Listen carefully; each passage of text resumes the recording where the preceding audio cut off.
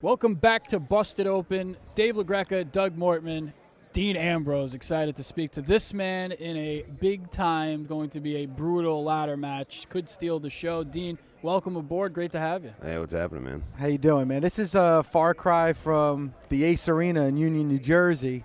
Yeah, it's a little bit bigger, man. Being at Wrestlemania, and it wasn't that long ago. But I'm still wrestling Luke Harper, and he's still wearing the exact same gear. Literally the Same exact shirt. same gear.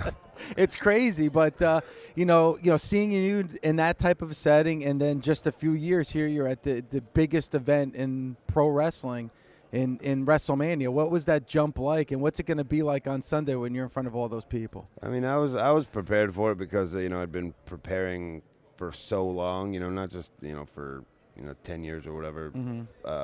On the independents, but just my entire life. I mean, just picturing yourself there when you're a kid, and when you start training to be a wrestler, and you're just taking bumps in a warehouse and just getting the crap beat out of you, and just learning simple holds and stuff, and learning how to do the basics, and thinking about one day, just picturing yourself there on this stage for so long helps you prepare for it, and building your confidence over a number of years helps you prepare for it, and getting that chip on your shoulder where you're just ready to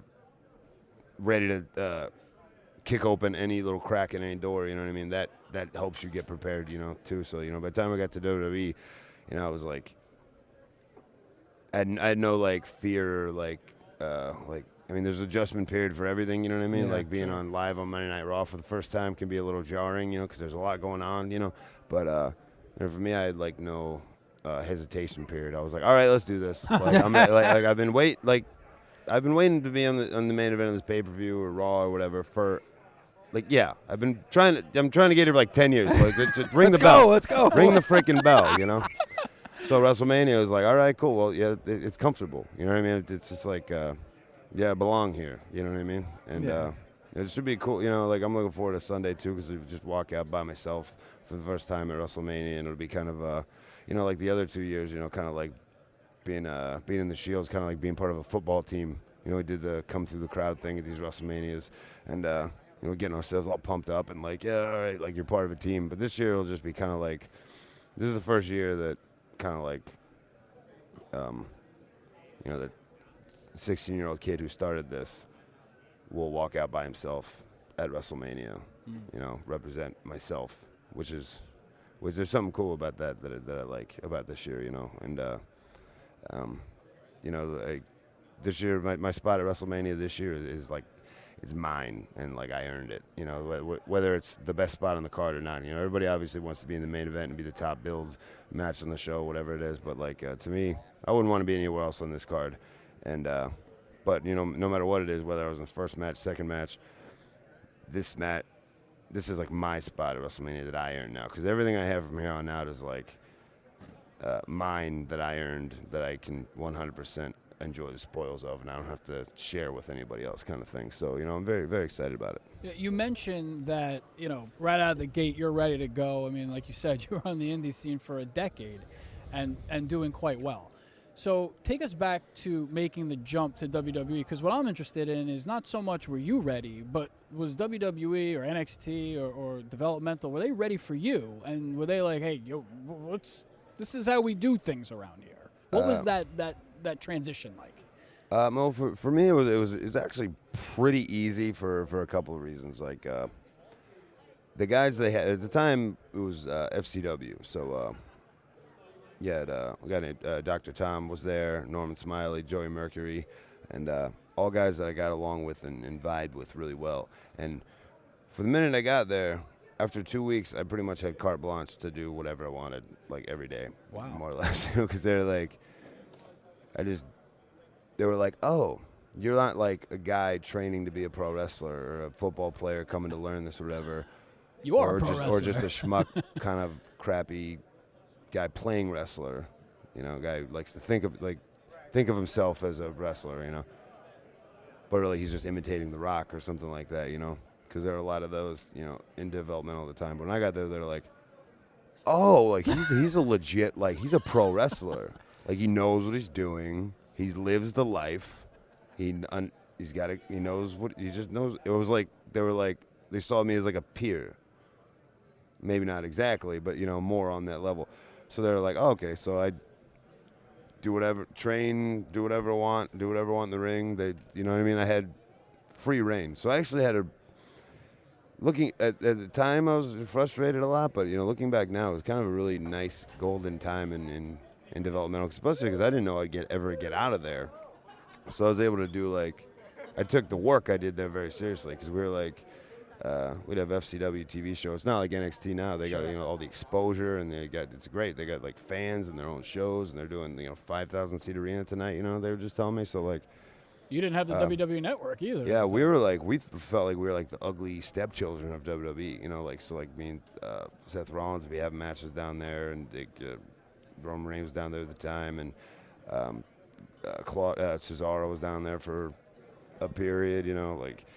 Everybody that was down there were so many good wrestlers, and we just had a little local access show, FCW, wrestling for 25 people, and 100 people in all these little Florida towns. And, but we had the FCW TV show. I don't remember where I was going with this, yeah.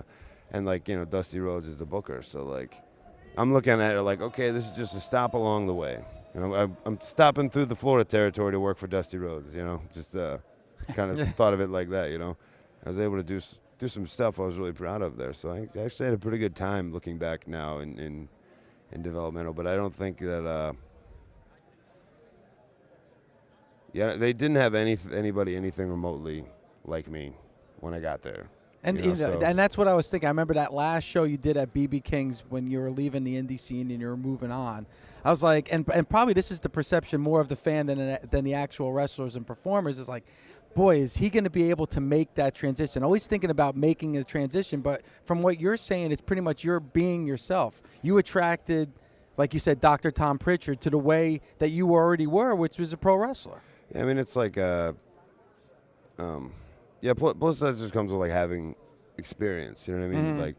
I didn't go down there and be okay, I'm gonna do things exactly the way I want to do them, and I'm not gonna change anything, and I don't care. I was they're gonna pay me that, they're gonna give me a weekly paycheck, I'll do whatever they want, you know what I mean? But I also have an experience, knowing how to adjust your style, knowing how to, you know what I mean? I used to swear all the time, just constantly. Every time you put a mic in front of me, I'm swearing. But that was part of the appeal. But I was appealing to a different audience, But so that's one of the first things. Okay, you can't swear anymore. Not a problem. I'm not an idiot. I don't have to swear. You can't go outside the ring for as long. You can't use whatever Screwdrivers. Yeah, you can't. Yeah, I mean, a little bit of exactly. Yeah, everything's a little bit different. But to me, it was an easy transition. It was an easy adjustment, because I was trained by a very old school camp. And brought up, the proper way, and they never really envisioned myself becoming what I became later on in my career. But for me, it was an easy transition. Talk to us about the PG era and somebody like you. Forget about the past, just now, and sitting with you here, but obviously watching you on a weekly basis. You have the edge to you. You have the cool factor to you, and you have this quirky sense of humor as well. And trying to combine all those things on a PG product, how difficult is that for you? I don't think it has anything to do with a product being PG or rated R or rated G or whatever it is, because, to me, the greatest wrestling of all time is probably all PG. I mean, there might be back in the day, you might have had a little bit of juice coming down Dusty's face or something, you know what I mean? But pretty much, you don't have to do anything that's not, all the stuff that takes place in the ring is PG, Mm-hmm. You don't have to, the only thing is essentially you just don't have to swear, which you don't need to anyway, if so. But let to me me, take it a step further. it's different than to me, you can have the greatest wrestling product in the world, and it can be rated G. You know what I mean? It doesn't necessarily have to do with PG or G, Sure. but having the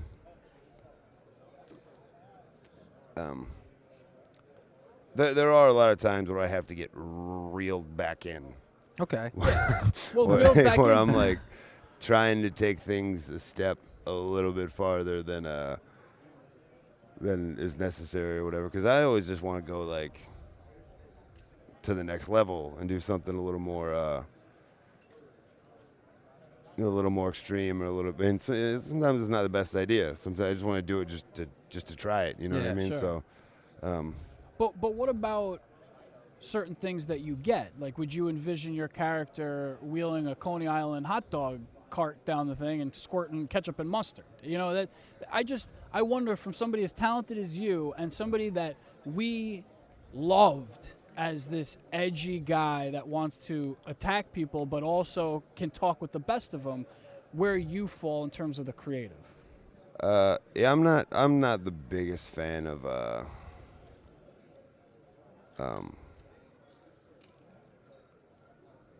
goofy for the sake of goofy. I like humor when it's by accident, you know, when something accidentally is funny. And I don't like necessarily something that's planned out to be funny, unless it's just really well done. And but you know, I find but a lot of the success you're gonna have here is just being able to take anything they give you and make it as good as possible, you know. So and because sometimes whether it's a good idea or a bad idea, it's gonna happen because there's one guy in the room who wants it to happen. Yeah. and it's gonna happen. It's gonna happen. You know what I mean? So like, but you know what? He treats me really well. So That's all that matters. hey, you know what I mean? I work for him. And you are bringing and you are bringing that cool factor because, you know, let's face it, the fans that you get a great reaction every time you get out, but you are bringing that cool factor back to pro wrestling, something that may have been lacking. I thought the Shield did that in one respect, and I think you're doing it too by yourself. Yeah, I'd like to just. For me, you know, I don't do anything, you know, trying to do any specific thing or bring any specific sort of thing to the table, except just like, because